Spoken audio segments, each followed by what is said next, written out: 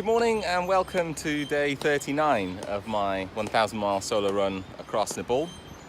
Yesterday I had a really great stay at this place here, which is called Big Fig Tented Camp.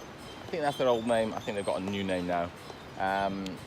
They said it's just before they open for the season, so they do kind of glamping and all that kind of stuff as well, but it's just a great place to camp.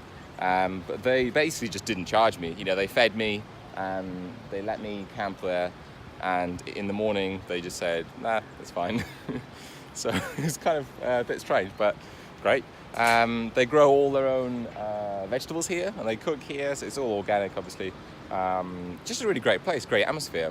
I bumped into some people getting here along the motorway yesterday, and they live not too far by. They recommended it. They joined me, brought a few beers, ended up being a little bit of a late night, a bit of a late start today, but it's great. And they want to start an NGO, basically. They're final year university students. We just talked about kind of charities and NGOs and how to get going and all that kind of stuff. Not that I'm an expert at all, but they were interested to hear my opinion, and I was interested to just spend an evening and have a chat. It's great.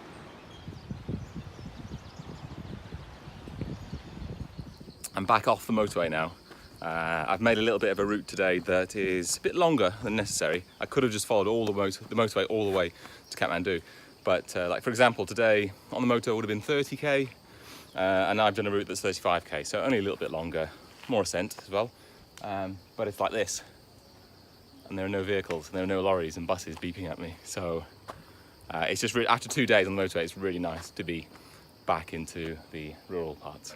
Today is the biggest festival in Nepal, and as part of the tradition, Thank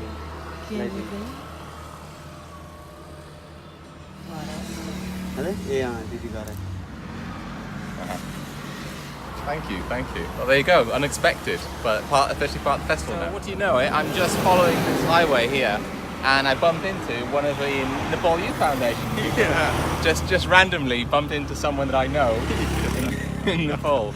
I'm about 2 or 3 days away from Nepal, and it's a nice little surprise. Yeah, it's good to see you. Really surprising, to see you. When I left this morning and I saw everyone kind of getting ready for the festival and meeting up, and in some cases they're kind of dancing together, eating together, I felt a little bit kind of left out, I'm not Hindu, I'm not Nepali, I don't have any family in this country.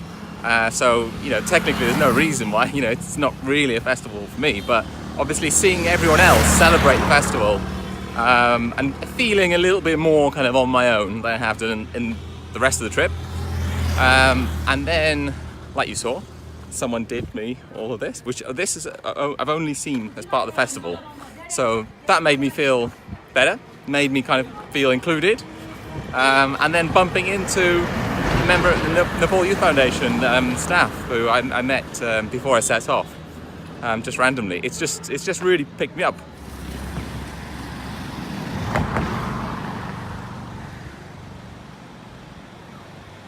Just met a guy named Stauf, I think. He's from France, and he's cycling from France to Japan. And I've just met him during his trip here. It was great just to kind of meet someone else who's doing a little bit of a crazy plan, a crazy adventure. Had a little chat, exchanged details, keep in touch, see how each other's adventure's going. He noticed my vegan runners logo, and he was like, oh cool, I'm vegan as well, and had a bit of a chat about that. Yeah, it's kind of sometimes feels like you're completely on your own in terms of